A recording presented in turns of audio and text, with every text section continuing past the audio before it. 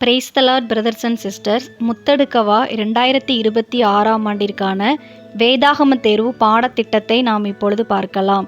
சிறுவர் பிரிவு 15 வயது வரை உள்ளவர்கள் சிறுவர் பிரிவில் சேர்க்கப்படுவர். மனப்பாடம் லூக்கா 12ஆம் அதிகாரம் 1 முதல் 15 வசனங்கள் வரை. வேத பகுதி அப்போஸ்தலர்.